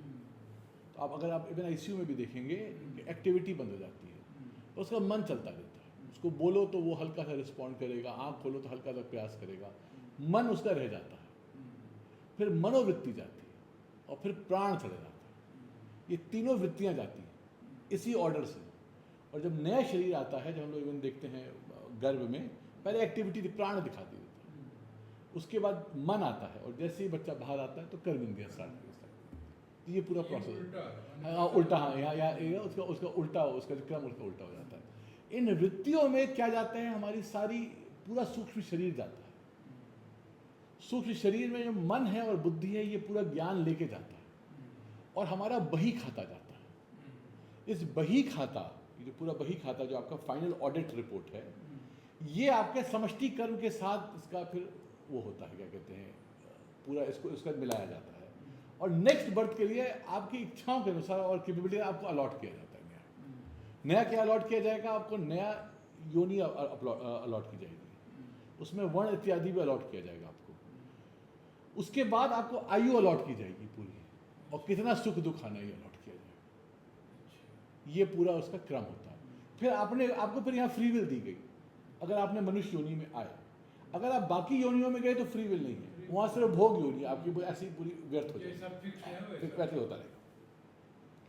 अगर मनुष्य योनि में आए तो जो आपने यथा कर्म यथा विद्या, जो आपने सीखा समझा, पूर्ण प्रज्ञा जो लेकर आपने पूरा, जो आपने जो प्रयास किया, जो आपको संस्कार मिले, जो आपने संस्कार पाने का प्रयास किया, जो आपने लोगों का भला किया, जो पूजा की, वो सब कुछ एज दो एक फाइनल होता है ना, जो ऑडिट की रिपोर्ट हम लोग जो बैलेंस शीट बनती है, वो बैलेंस शीट आपकी पूरी बन जाती है और वो आपका लेके जाता है। तो इसका प्रमाण कोई प्रमाण नहीं शास्त्र के अलावा, कोई प्रमाण नहीं इसका।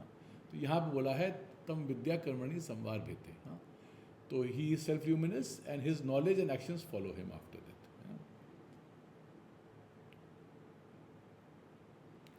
तो क्या कैसे होगा आगे चल के, क्या होगा, पुण्य वै पुण्येन कर्मणा भवति पापे पापा पापेन इति च।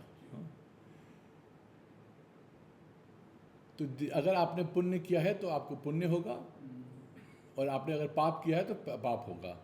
हाँ, तो ये आप क्या है, ज्ञापयिष्यामि इति उपक्रम्य विज्ञानमया इति विरक्त आत्मा अस्तित्व। ये क्या कहते हैं, ये आपको इवेंचुअली आगे शास्त्र बोलता है कि मैं आपको भविष्य काल में, मैं आपको आगे चल के जब शास्त्र चलेगा, मैं आपको इसका ज्ञान करवाऊंगा, और ये ज्ञान करवा के आपको मतलब आपको समझाऊंगा कि आपका स्वरूप क्या है, ये स्वयं ज्योति क्या है, और कैसे कर्मों का विधान होता है।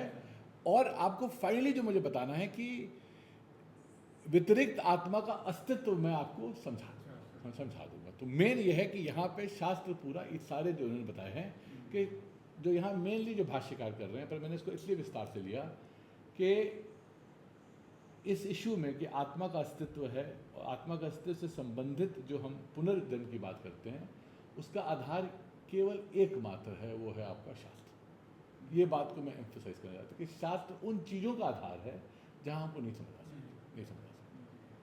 तो शास्त्र की प्रामाणिकता, शास्त्र का जो महत्व है, ये बताने के लिए और उसको कैसे अपने जीवन में हमको उसको देखना है।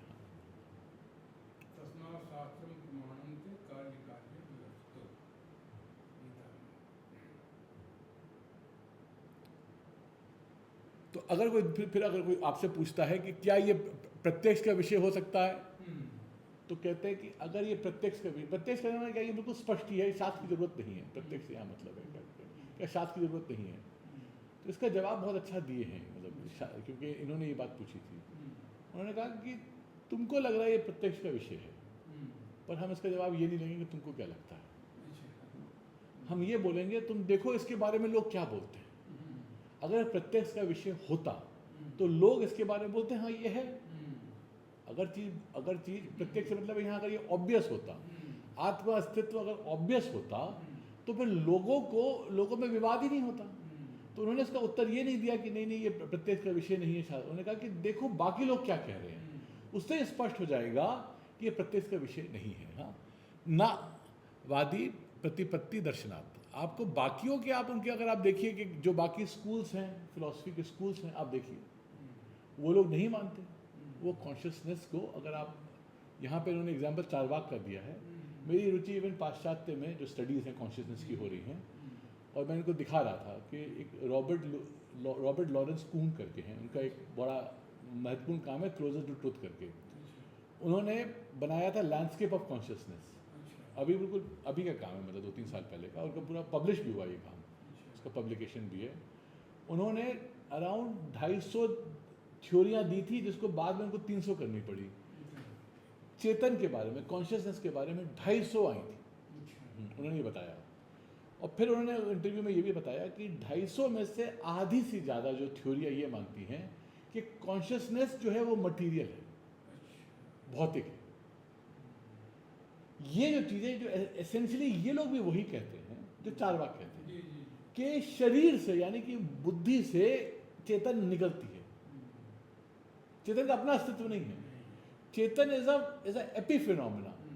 भौतिक शरीर में से चेतन निकलती है, इसका कोई तर्क नहीं है। जो आदमी ने कभी विचार किया हो वो जानेगा कि इससे ज़्यादा, अगर मैं हिंदी में बकवास कुछ नहीं है, शुद्ध कि शरीर में से जड़ चेतन कैसे निकल जाएगा। जड़ स्थूल है, चेतन सूक्ष्म है।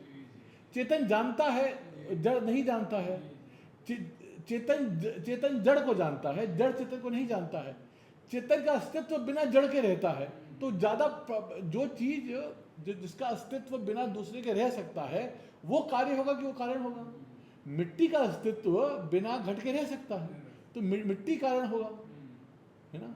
हम चेतन है, सुषुप्ति में देखते हैं हम चेतन है, शरीर से कोई संबंध नहीं रहता। अब इसमें अगर आग लग जाए तो आग का इसका एक कारण आग का फोटो है। आग तो ऑलरेडी है। ये इसके माध्यम से प्रकट हो गया। माध्यम हो गया। तो ऑलरेडी जो चीज है उसको वो लोग कहते हैं कि इसके थ्रू आया, यानी कि उस पर आग नहीं लगा, लकड़ी ने आग को पैदा किया। हाँ, मतलब वैसे भले कर सकती है, यहाँ पे कोई मतलब नहीं था इसका। तो ये जो कह रहे हैं कि देखिए जो चेतन का अस्तित्व है, अगर आप जाके जो देखिए उस समय जो चारवाक जो बोल रहे थे या जो बाकी जो दर्शन बोल रहे थे वो आज भी वैलिड है। आज भी जो साइंटिफिक थ्योरीज हैं ऑन कॉन्शियसनेस, सीरियस सर्कल्स की बात कर रहा हूँ, जहाँ बिल्कुल एकेडमिक पेपर जहाँ हुए हैं। रॉबर्ट कून न्यूरोबायोलॉजिस्ट है, मतलब मुझे बहुत पसंद है, मतलब बहुत उनके काम, मैंने सारे काम पढ़े हैं उनके। मैंने वो ये कहते हैं कि आधी से ज़्यादा थ्योरी अभी भी मटीरियलिस्टिक है। तो मटीरियल हम लोग मानते हैं, हम लोग चेतन का अस्तित्व तो मानते नहीं है। तो वो कहते हैं तत्व प्रत्यक्ष विषय इति चेत ना वादी प्रतिवादी दर्शनार्थ। कहते हैं आप उनको देखिए जो वादी प्रतिवादी क्या बोल रहे हैं इसके बारे में ना। एक बात उन्होंने ये बात बोली कि चलो एक बात है कि वादी प्रतिवादी क्या बोल रहे हैं, इसको थोड़ा और विस्तार में लेंगे। और दूसरी बात वो ये कह रहे हैं कि अगर वो बता भी देते हैं चेतन का अस्तित्व है, कॉन्शियसनेस आप अपने अनुभव से बता सकते हो, आप कैसे बताओगे कि देहांतर इसका संबंध रहता है? ये कैसे बता दोगे? कोई आधार है बताने का? आप अनुभव से कह सकते हो कि आत्मा है ना, क्योंकि आप अप्रोक्ष अनुभूति है। ये रहेगी, इसका क्या आधार है? शाश्वत है, इसका क्या आधार है? इसमें विचार करिए कि मेन क्या रोड़ा है, ये विचार क्यों नहीं हो पाता हमको।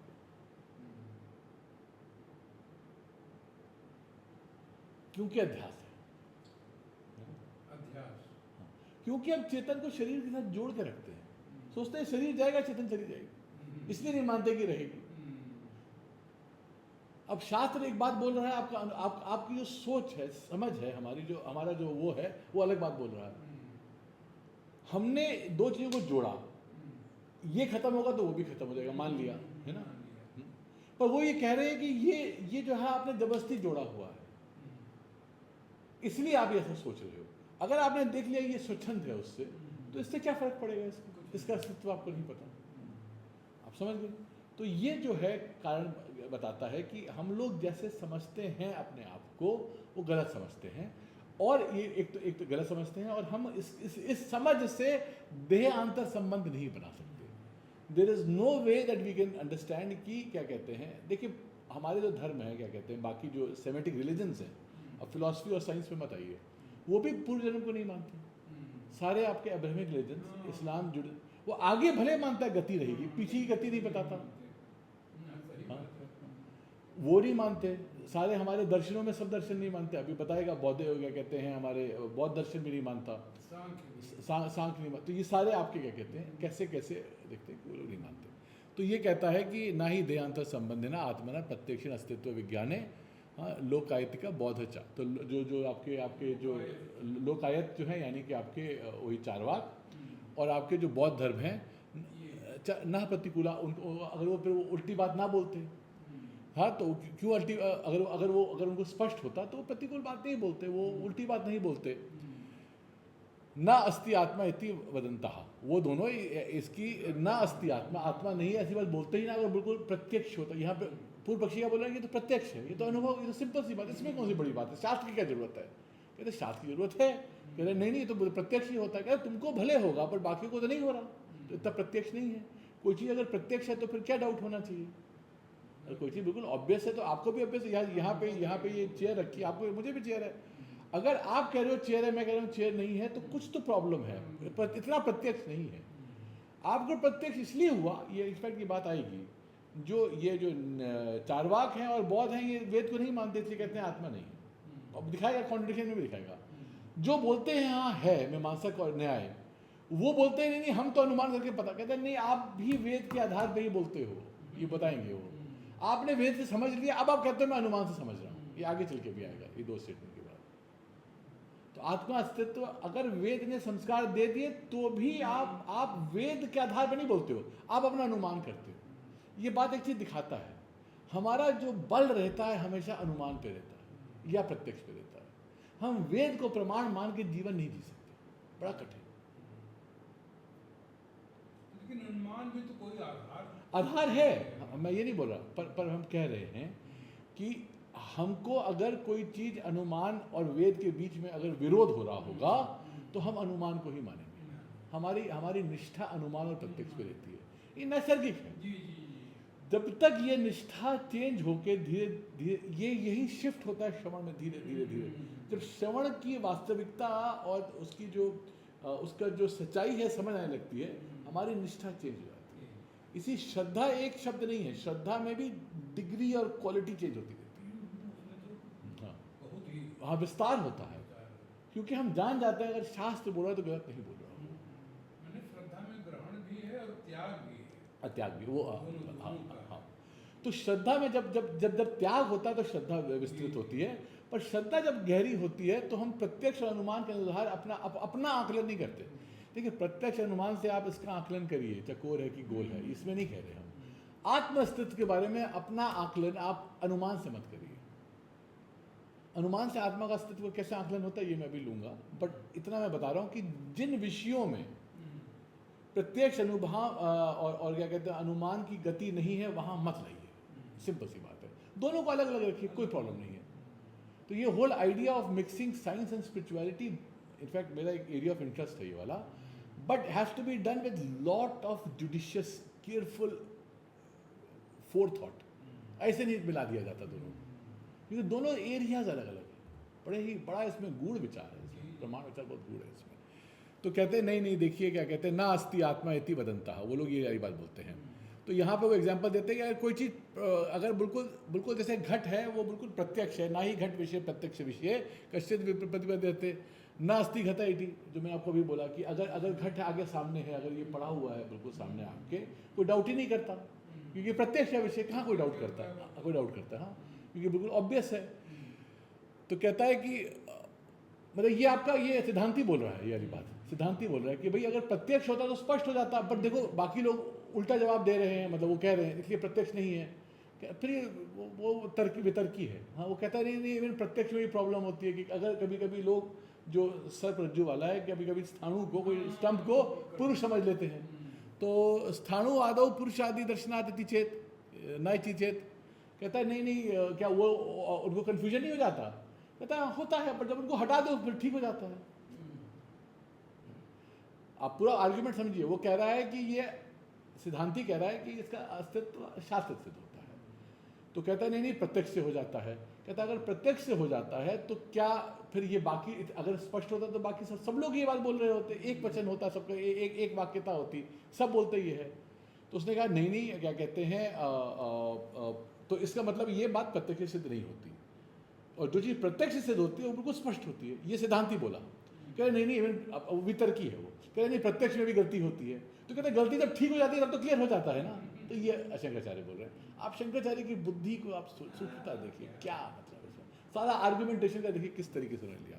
न घट आदो प्रत्यक्ष विषय विपद्यते न अस्ति घटा इति स्थाणु आदो पुरुषो आदि दर्शनात् न इति चेत न निरूपते अभावात्, जब हम उसको देख लेता है, समझ लेता है, जब उसका निरूपण हो जाता है तो फिर उसका खत्म हो जाता है। वो जो आपने जो जहाँ पे आपने स्थाणु के बदले में आपने जो आपने वो देखा था, जो वो आपका हट जाता है, वो पूरा उसके ऊपर। ना ही प्रत्यक्ष ने निरूपते स्थाणु आदौ विप्रतिपत्ति भवति। तो क्या कहते हैं कि वंस एक बार ये ठीक से समझ आ जाता है तो फिर इसके बारे में कोई डाउट नहीं रहता। हाँ, तो अभी 5 मिनट और ले लेता हूँ, ये मैं, हाँ बस यहाँ तक लेना है। तो मैंने ये बात कवर कर दी है, मैं फिर भी कह देते हैं। तो फिर वो कहते हैं देखिए, जो आपके वैनाशिक हैं, वैनाशिक मतलब कि यहाँ पे बौद्ध को वैनाशिक कहते हैं, क्योंकि वो मोमेंट्रीनेस पे मानते हैं, क्षणिकवाद मानते हैं, और उनका एक जनरल फिलॉसफी उनकी जो प्रचलित है। इनफैक्ट मेरी अभी एक मित्र हैं, वो यहीं पे हमारे साथ ही, वो बौद्ध हैं, वो सिक्किम में रहती हैं। तो वो बोले मैं बहुत परेशान हूँ, तो मैं उनको मुझसे क्योंकि अध्यात्म की चर्चा की, तो वो बोली कि मैंने कहा कि वो देखा करो जो चीज़ स्थायी है, जो चीज़ जो प्रॉब्लम्स आती हैं तुम क्षणिक जो चीज़ों को देखती हो, तो स्थायी पे वो अभी भी मतलब इस समय पे उसका नाम वो मुझसे बहस कर ली कि नहीं नहीं सब कुछ इम्परमानेंट है। उनका ध्यान, उनकी फिलॉसफी कहती है कि ये इम्परमानेंट है, इसको देखो, जो परमानेंट है उसको मत देखो, क्योंकि वहाँ पे उन्होंने क्या किया, बौद्ध ने क्या किया, वेद प्रमाण हटा दिया।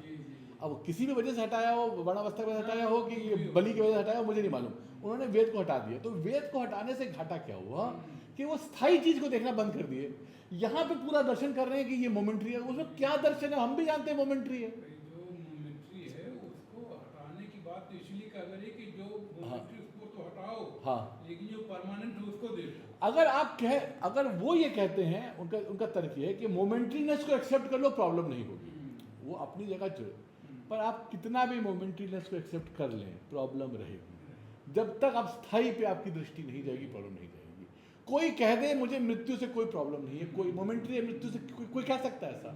आज तक मैंने नहीं देखा कोई कह कि मुझे मरने से कोई प्रॉब्लम नहीं है। सब जीना चाहते हैं। मोमेंट्री कितना भी बड़ा बहुत हो, दलाई लामा खुद अपना रोके हुए हैं, अपनी सीट तो छोड़ नहीं पा रहे हैं वहाँ की, तो छोड़िए बड़ी बात है। तो कहने का मतलब ये है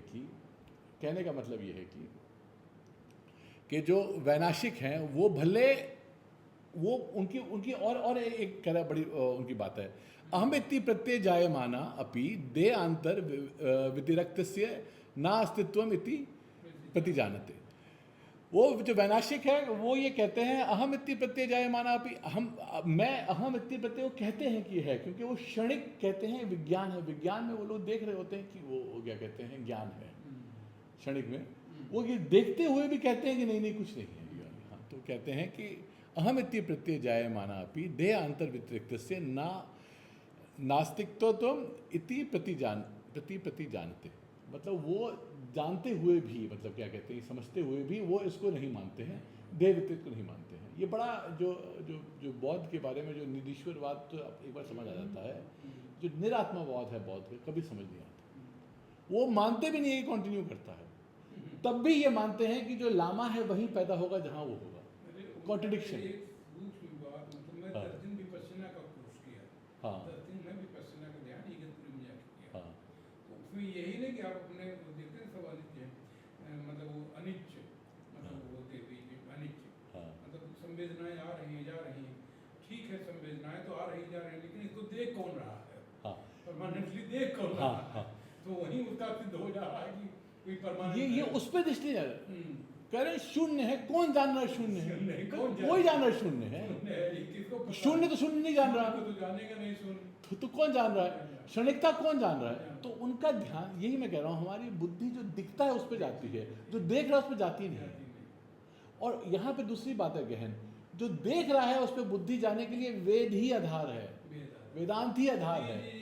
स्वाभाविक नहीं जाती, स्वाभाविक जो दिखता है उसी का विवेचन करती है, जो देख रहा है उसका विवेचन करती नहीं। उसका अस्तित्व, जैसे आप जब किसी घर में घुसते हैं, डोर मैट होता है, उसका अस्तित्व नहीं है, आप चले जाते हो अंदर, पर जिसके थ्रू जा रहे हो, जिसमें चढ़ के जा रहे हो, वो देख नहीं रहे हो। जो टॉर्च से जो दिख रहा है वो आप देख रहे हो, जो टॉर्च दिखा रही है उसको नहीं देख रहे हो। तो तस्मात् प्रत्यक्ष विषय वैलक्षण्यात् प्रत्यक्षात न आत्मा अस्तित्व सिद्धि तथा अनुमनात अपि।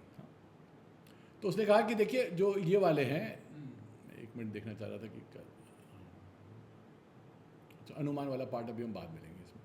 तो सर प्रत्यक्ष तक रोक देते हैं इसको, कि वैनाशिक भले वो मानते हैं कि आत्मा का अस्तित्व है, तब भी वो ये नहीं मानते कि देहांतर इसका अस्तित्व है। तो वो कहते हैं इसलिए प्रत्यक्ष विषय क्या कहते हैं, ये विलक्षण होने के बाद भी प्रत्यक्षात आत्मा अस्तित्व न आत्मा अस्तित्व सिद्धि। तो प्रत्यक्ष से आत्मा की सिद्धि नहीं हो सकती। ये इसका एक स्पेसिफिक इसका रीज़न है, क्योंकि ये इसका ऐसा स्वभाव है कि आप नहीं जान सकते। अब वो ये कहते हैं कि चलो प्रत्यक्ष से तो हम नहीं जान सकते, क्या अनुमान से जान सकते हैं? तो कहते हैं नहीं, अनुमान से नहीं जान सकते। कहते हैं नहीं, ये लोग मीमांसक और आपके जो न्याय वाले मानते हैं कि अनुमान से आप जान सकते हैं। तो ये विचार हम लोग आगे लेंगे। इसमें थोड़ा सा मैं दर्शन ले आऊँगा, मैंने वो लिया है जो बाकी मीमांसा और के, कि ये लोग कैसे आत्मा का अस्तित्व मानते हैं। और मोटा मोटा मैं बताता हूँ, देखिए होता क्या है उसमें। हमारे अंतर्गण के जो स्वभाव है वो आत्मा से जुड़ा हुआ मानते हैं, यानी कि इच्छा है तो वहाँ आत्मा होगी, प्राण है तो वहाँ इच्छा होगी, आत्मा होगी। प्राण इटसेल्फ को नहीं समझते। जैसे डॉक्टर है, वो आत्मा का अस्तित्व कैसे मानता है? जब कहता है कि कोई पेशेंट नहीं रहा, तो यही बोल रहा है कि वहाँ आत्मा नहीं रहेगी, बोल यही रहा है, भले वो आत्मा वर्ड नहीं यूज़ कर रहा है। तो वो किस आधार पर बोलता है? जब उसमें कोई गति नहीं दिखता, कोई गतिविधि नहीं दिखता। डॉक्टर क्या देखता है? प्यूपिल देखता है, आपका क्या कहते हैं रिफ्लेक्सेस देखता है, हाँ, आपका हार्ट बीट देखता है, पल्स देखता है। तो देखता है कि गति नहीं है, कोई गतिविधि नहीं है। या बहुत अच्छा होगा तो ईईजी देख लेगा या ईसीजी देख लेगा। गति के आधार पे, यानी कि अनुमान करता है कि अगर ये गतियां नहीं हो रही हैं इसमें, और मन आदि में भी कोई गति नहीं हो रही है, कोई विचार नहीं आ रहा है, तो ये नहीं है। ये अनुमान से जान रहा है। इसका बेसिस क्या है कि ये नहीं समझता वो कि ये जो अनुमान कर रहा है वो आत्मा के बारे में नहीं कर रहा, वो प्राण के बारे में कर रहा है। और प्राण जहाँ रहता है, जहाँ आत्मा रहती है वहाँ प्राण रहता है ना। तो प्राण गति को करवाता है। जब प्राण चला जाता है तो गति रुक जाती है, तो सोचता है कि आत्मा भी चली।